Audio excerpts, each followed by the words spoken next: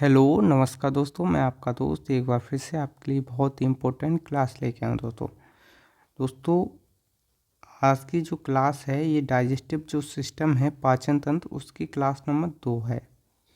Class 1 हो चुकी है, जो आपने अभी तक नहीं देखी तो कृपया सबसे पहले उसको देखें, जिससे कि आपका जो रिदम है वो कंटिन्यूस बना रहे दोस्तों। ये क्लास दोस्तों आरआरबी, ग्रुप डी और एनटीपीसी के लिए बहुत इम्पोर्टेंट है दोस्तों। अगर आप चाहे रेलवे की, इसके अलावा रेलवे की चाहे किसी भी एग्ज़ाम की तैयारी कर रहे हो जहाँ पर साइंस आती है, ये क्लास आपके लिए बहुत ही इम्पोर्टेंट है दोस्तों अगर आप चैनल पर नए हैं, चैनल को सब्सक्राइब नहीं किया है तो चैनल को सब्सक्राइब कर लें, बेल आइकन को दबा लें, जिससे कि आपको समय समय पर नोटिफिकेशन मिलता रहे, क्योंकि बायोलॉजी की ऐसी ही क्लासें आपको मिलती रहेंगी। चलिए क्लास को स्टार्ट करते हैं। जैसे आपको पता है डाइजेस्टिव सिस्टम में हमने क्या क्या, डाइजेस्टिव सिस्टम क्या होता है, ये सारा चीज़ समझ लिए या था। हमने पाचन देख लिया था कि पाचन की परिभाषा क्या है दोस्तों। आहार नाल को देख लिया था, और पाचन तंत्र से संबंधित जो भी ग्रंथियां हैं उसको भी अच्छे से देख लिया था। आहार नाल में एलिमेंट्री कैनाल, जो हमने पिछली क्लास में बहुत अच्छे से देखा था। जो डाइजेस्टिव ग्लैंड हैं, ग्रंथि हैं, उसको भी देख लिया था दोस्तों बहुत अच्छे से। मुख गुहा को कंप्लीट हमने कर लिया था, ठीक है दोस्तों। लार ग्रंथियाँ भी हमने कंप्लीट कर ली थी, जिसमें हमने पैरोटिक, सबमैंडिबल, लिंगुअल, ये सारी ग्रंथियाँ हमने पिछली क्लास में देख चुके हैं। अगर आपने पिछली क्लास नहीं देखी तो उसको देखें। हमने तीत को बहुत डिटेल में, जो दांत है उसको बहुत डिटेल में उधर कवर किया था दोस्तों। इस सारी संरचना अगर आप पिछली जो क्लास है उसको देखेंगे तो आपके समझ में आएगी। ये सारा कुछ हो चुका है दोस्तों। डाइफोडोंट, मोनोफोडोंट, थैकोडोंट, हेट्रोडोंट, डाइफोडोंट, ये सारी चीज़ हो चुकी है। यहाँ तक कि जो दंत सूत्र है, दंत फॉर्मूला है, सारा कुछ, दांतों के प्रकार, ये सारा कुछ हो चुका है पिछली क्लास में दोस्तों। ये केनाइन हो गया, प्री मोलर हो गया, मोलर हो गया, ये सारा कुछ पिछली क्लास में हम करा चुके हैं। दांत से संबंधित जितने भी फैक्ट हैं वो भी करा चुके हैं दोस्तों। जो तीत फॉर्मूला है इसको समझा दिया है, कैसे कैसे होता है सारा कुछ। जो जीभ होती है उसके बारे में बता दिया है। ईसोफेगस, यहाँ से हम कंटिन्यूस करते हैं, यानी जो रिदम है कंटिन्यूस है उसको जोड़ने की कोशिश करते हैं दोस्तों। जैसे हमने कल पढ़ा था यहाँ तक, आज पढ़ रहे हैं ये वाला। अब कहाँ गए, ग्रास नली। ग्रास नली को आपको पता है इसमें पाचन नहीं होता है। क्या, इसमें भोजन का पाचन नहीं होता है। यह मुख गुहा को आमाशय से जोड़ती, जो मुख गुहा है इसको किससे जोड़ती, आमाशय। आमाशय यानी पेट से। ये कौन जोड़ती है, ये जोड़ती है ग्रास नली। यह एक नली के समान होती है, इसमें कोई भी पाचन नहीं होता है। एक आपको इंटरेस्टिंग बात पूछना चाह रहा हूँ दोस्तों। अगर आप भोजन करते हैं, क्या करते हैं दोस्तों, भोजन, जैसे ये है, ये महाशय हैं, अगर ये भोजन कुछ भी, मान लो ये भोजन है, ये जो भोजन खाएंगे तो ये भोजन कैसा जाएगा, ये इनके पेट में ही जाएगा, ठीक है। एक बात हो गई। और इसी बात को हम क्या करते हैं, इसको कर देते हैं ऐसे करके। अब ये भाई साहब हो गए उल्टे। उल्टे होने के बाद अगर हम इनको फिर से गोल, जो रोटी है खाना है वो देंगे, रोटी दें या पानी दें, फिर भी अगर जैसे सिर नीचे पैर ऊपर अगर उल्टा कर दिया जाए, फिर भी अगर ये भोजन खाएंगे तो भोजन किधर जाएगा, नीचे। ऐसा किस कारण होता है, अगर आपको पता है तो आप कमेंट बॉक्स में कमेंट करें, नहीं तो मैं बताता हूँ। ऐसा होता है क्रमाकुचन गति के कारण। किसके कारण, क्रमाकुचन। जैसे ये है, ये होती है क्रमाकुचन। जैसे ही भोजन जाता है वैसे ही ये देखो पीछे, आगे पीछे से कैसी हो रही, सकरी, यानी ये पीछे से दबाव मान रही है, ये है दबाव। और आगे सीधा खुली हुई, यानी ये भोजन आगे जाएगा पीछे नहीं जाएगा। ऐसे एक वाल्व होता है यहाँ पे भी होता है। भोजन इसमें जाने के बाद अगर आदमी उल्टा हो जाए फिर भी तो निकल सकता है, तो निकल ही नहीं, इस वजह से इसमें भी एक होता है। और जब वॉमिटिंग होती है, उल्टी होती, तब उस वहाँ से निकलना स्टार्ट हो जाता है।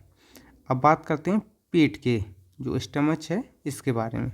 यह एक थैलीनुमा आकृति होती है। कैसी होती है दोस्तों? थैलीनुमा, जो भोजन को संग्रहित करके पचाने का कार्य करती है। जो भोजन है इसमें 4 घंटे तक रहता है, जो है इसमें 4 घंटे तक हमारा भोजन रहता है। कितने? 4 घंटे तक। यह भोजन को लगभग 4 घंटे तक रोक कर रखती है। आमाशय के 3 भाग होते हैं, एक कार्डिक, फंडिक और पाइलोरिक। जो कार्डिक वाला भाग है ये है कार्डिक, ठीक है, और ये है फंडस। कौन सा है? फंडस हो गया है, फंडिक हो गया। ये है मेन बॉडी। फिर ये वाला भाग है पाइलोरिक। ये 3 भाग आपके लिए बहुत इम्पोर्टेंट है। एक बार फिर से मेरे साथ दोहराएं, cardiac, fundic, pyloric. Cardiac, fundic, pyloric. एक बार फिर से मेरे साथ बोलें, cardiac, fundic, pyloric. Cardiac, fundic, pyloric. अब मैं इन तीनों के बारे में बता रहा हूँ। सबसे बात पहले करेंगे कार्डिक की। किसकी दोस्तों? कार्डिक की। कार्डिक के बारे में बात बताऊँ। कार्डिक से क्या निकलता है? HCl। HCl एक अम्ल होता है। इसका नाम क्या होता है? हाइड्रोक्लोरिक अम्ल। क्या होता है? हाइड्रोक्लोरिक अम्ल, जो टाइलिन के प्रभाव को समाप्त कर देता है और कीटाणुओं को मार देता है। ये क्या करता है?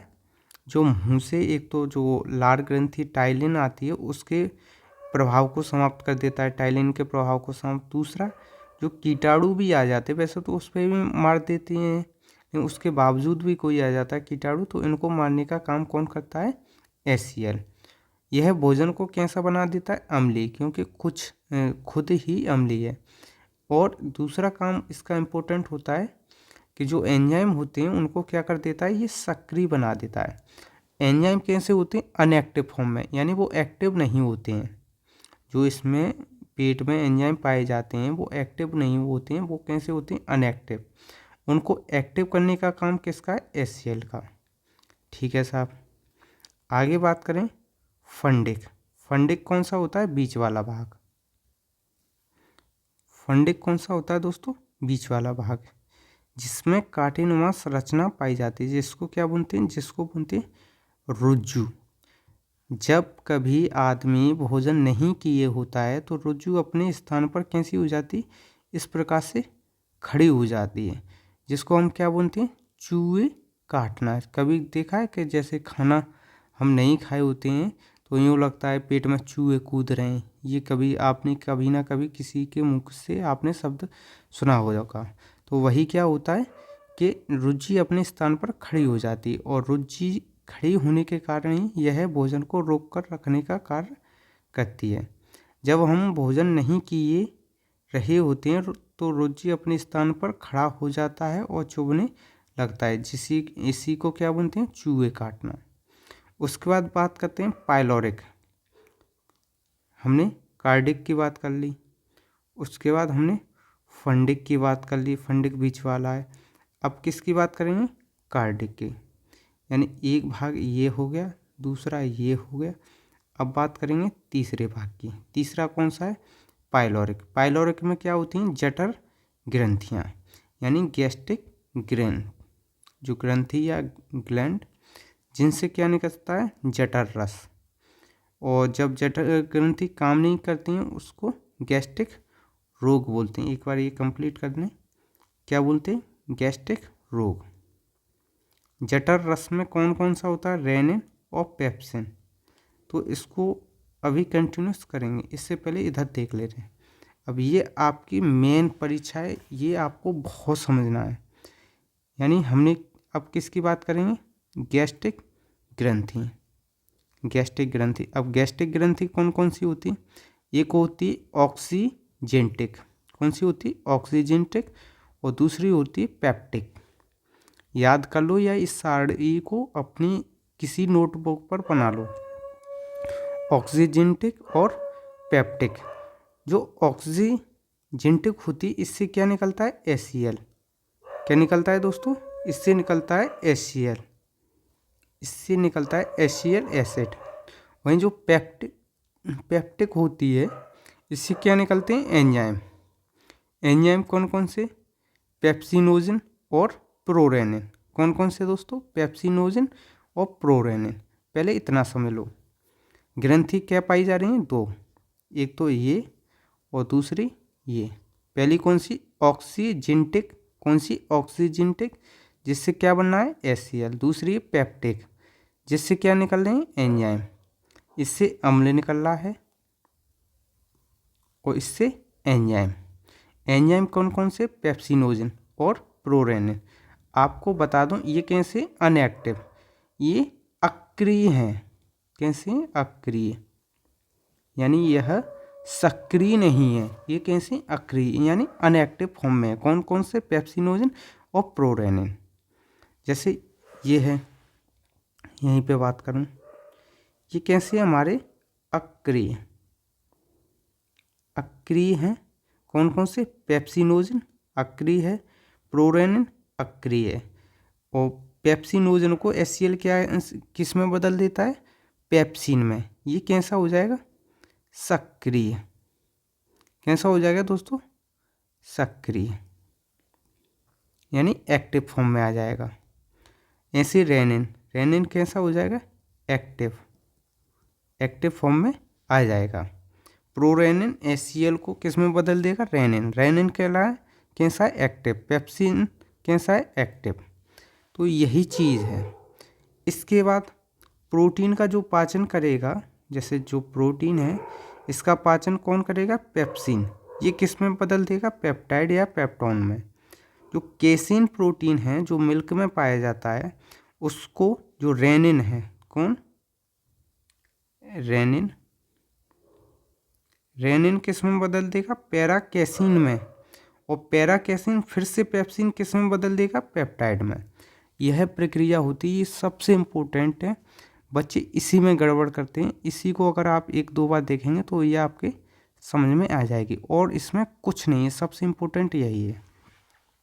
जैसे जठर रस कौन सा है, रेनिन है और पेप्सिन है। जो रेनिन होता है वो दूध को दही में बदल देता है, अर्थात दूध को पचाता है। यह दूध में उपस्थित केसिन प्रोटीन को कैल्शियम पारा कैसिनेट में बदल देता है। पेप्सिन प्रोटीन को पचाता है। यह प्रोटीन को किस में, पेप्टोन में बदल देता है, पेप्टोन या पेप्टाइड में। भोजन आमाशय के बाद कहाँ जाता है, छोटी आंत में।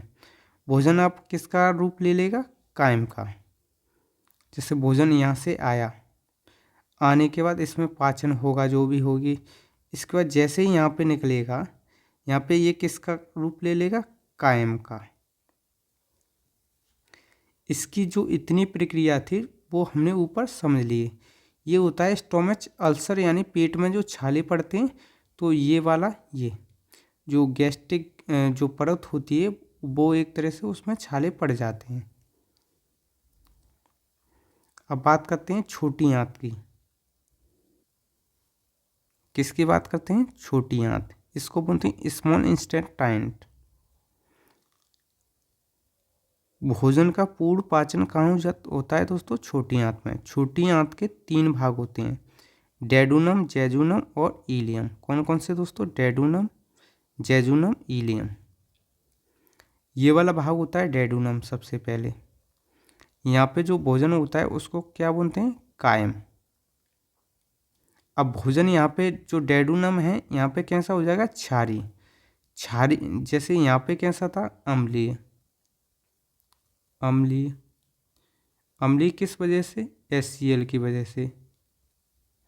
अब भोजन यहाँ कैसा हो जाएगा, क्षारी।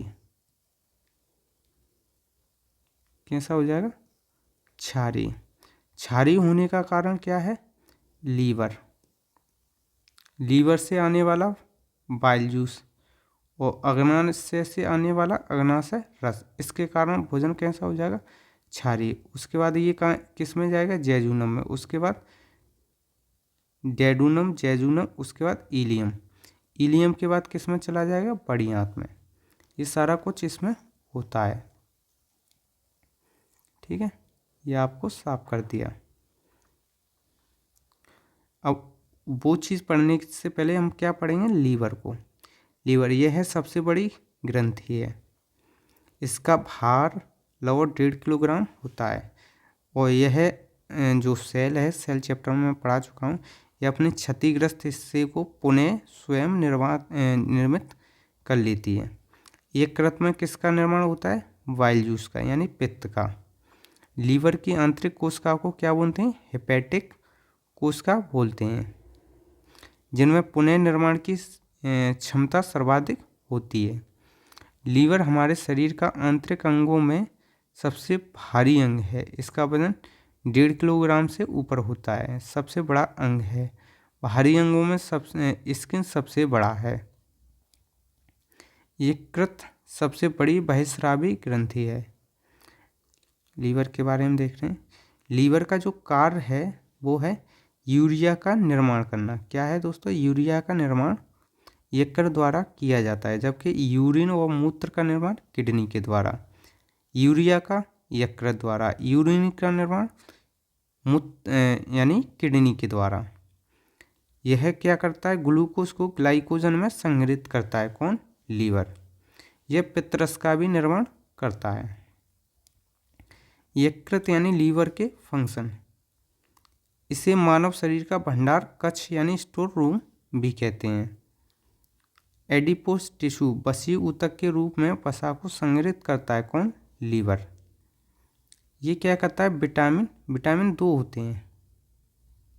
एक तो ये हो गया कीड़ा, KEDA। इसको A और B, जो A और B होता है ये किस में? ये पानी में घुलनशील होता है। किस में? पानी में। और ये कीड़ा वाला ये किस में होता है? वसा में घुलनशील।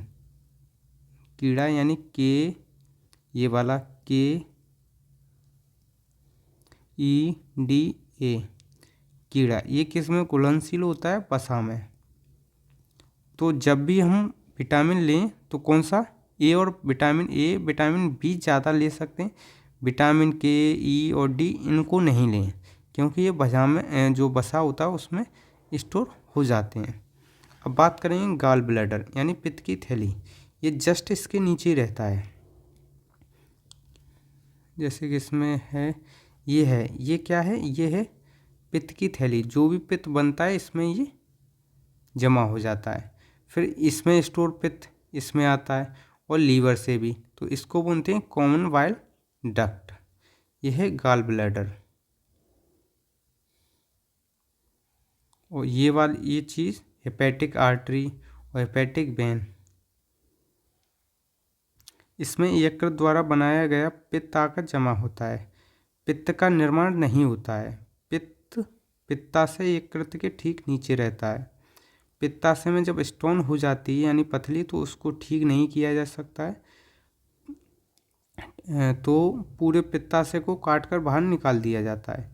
पित्त एंजाइम ना होते हुए भी पाचन में सहायक होता है। तो पित्त का निर्माण डेली कितना होता है? 600 से 700 ml। pH मान इतना होता है, यानी ये कैसा है? क्षारीय। ये है क्षारीय। जो रंग होता है कैसा? पीला हरा। पीला होता है बिलिरुबिन के कारण, हरा होता है बिलिरुबिन के कारण, और बिलिरुबिन के ही कारण क्या होता है? जॉन्डिस रोग यानी पीलिया। जो पीलिया रोग होता है, पीलिया, वो किसके कारण? जॉन्डिस। आगे नोट, इसमें कोई भी एंजाइम नहीं होता है। किसमें? पित्त में। पित्त भोजन को कैसा बना देता है? क्षारीय, क्योंकि पित्त कैसा होता है? खुद क्षारीय होता है। pH मान 7.8 से लेकर 8.5 तक। यह पित्त भोजन यानी कायम में उपस्थित वसा को तोड़ देता है, और वसा का क्या कर देता है? एमल्सिफिकेशन। जैसे ये है वसा को ये ये आ गए वाइल, तो इसको ये तोड़ देंगे, एमल्सिफिकेशन यानी फैट ड्रॉप में बदल देंगे। आगे जो वाइल जूस होता है, यह यकृत द्वारा उत्पादित होता है, जबकि गॉल ब्लैडर में जमा होता है। बनाता कौन है? लीवर। और जमा कहाँ होता है? गॉल ब्लैडर यानी पित्त की थैली में। वसा का 95% पाइसीकरण अथवा वसी अम्लों में के टुकड़ों में तोड़ने का कार्य कौन करता है? पित्तरस।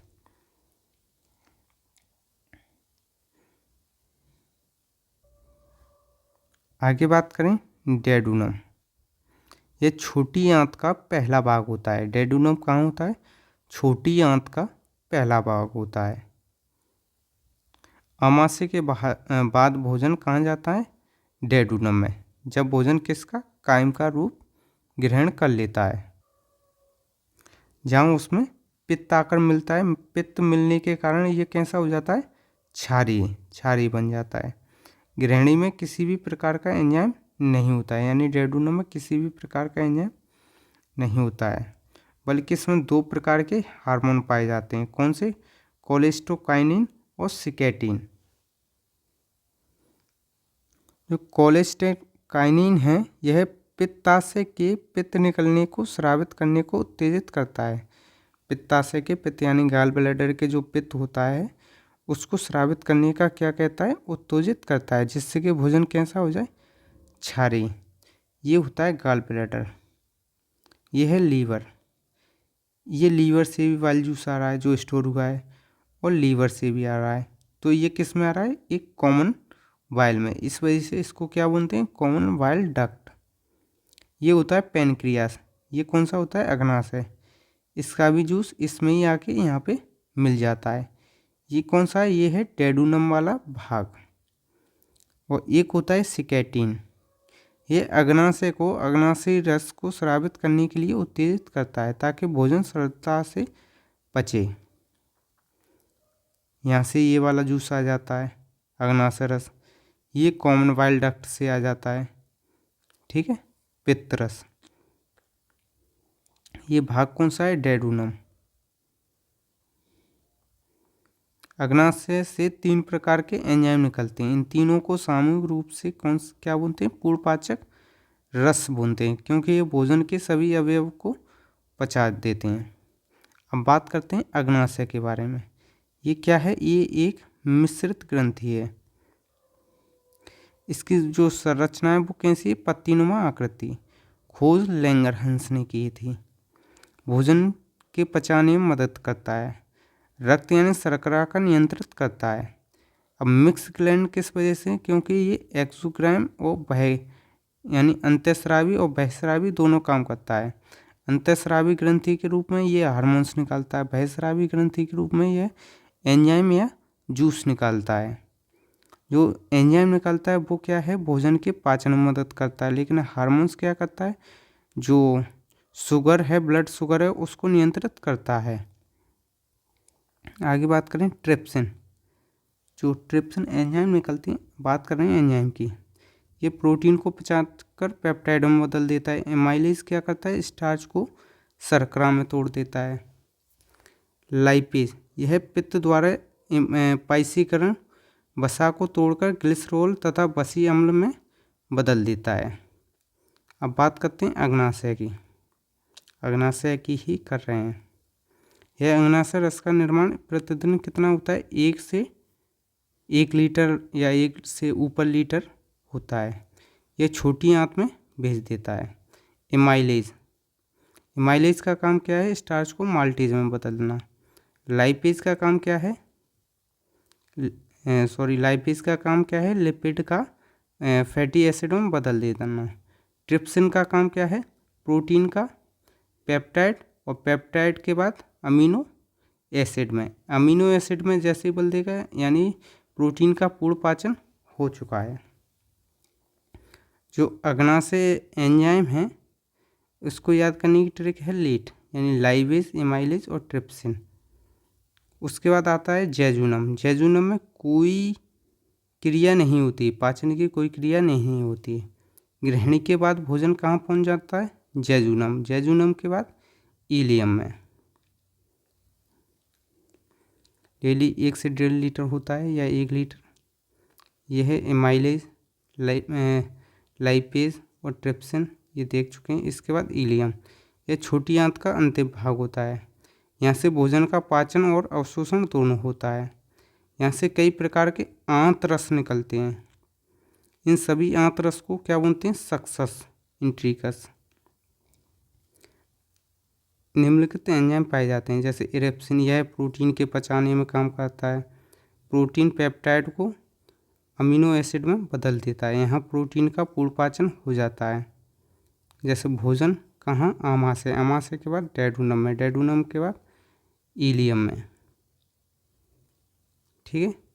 और जैसे भोजन जब प्रोटीन के फॉर्म में लेते हैं उसके बाद आमाशय में पेप्टोन बन जाता है, डेडूनम में पेप्टाइड बन जाता है, इलियम में किस में? अमीनो एसिड, यानी इसका पूर्ण पाचन हो गया है।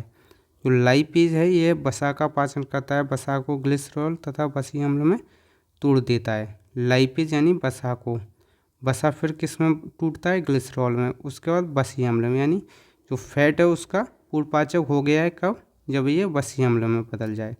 माल्टेज, माल्टेज को माल्टोज पचाता है। सुक्रेज, यह सुक्रोज यानी चीनी को पचाता है। लैक्टेज यानी यह लैक्टोज को पचाता है।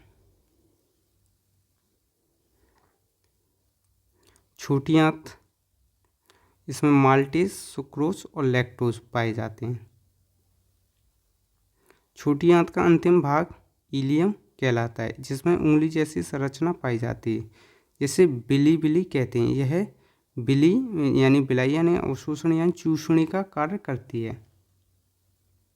ये होती है बिलाई।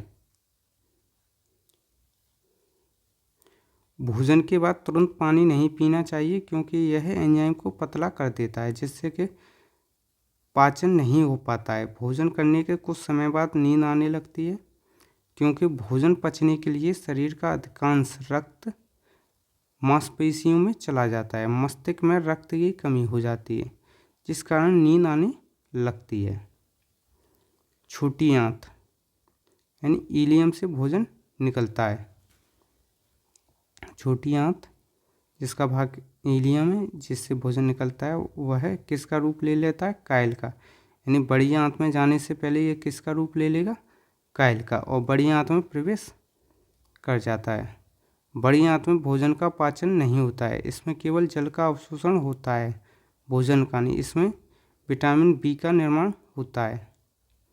यह है अपेंडिक्स। इसके 3 भाग होते हैं, सीकम, कोलन, रेक्टम। यह है सीकम, यह है कोलम, यह है रेक्टम। ये 3 भाग होते हैं। कौन कौन से? Caecum, colon, rectum. इसकी जो लेंथ है वो 1 से 1.5 मीटर होती है। इसका व्यास ज़्यादा होता है, यानी डायामीटर।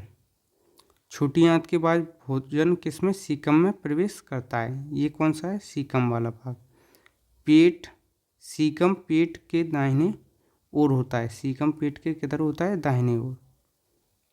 ये अपेंडिक्स होता है, जिसके नीचे क्या पाया जाता है? अपेंडिक्स। अपेंडिक्स हमारे शरीर का अवशेषीय अंग है, जिसका होना ना होना बराबर है, यानी इसकी हमारे शरीर को कोई ज़रूरत नहीं है, फिर भी है।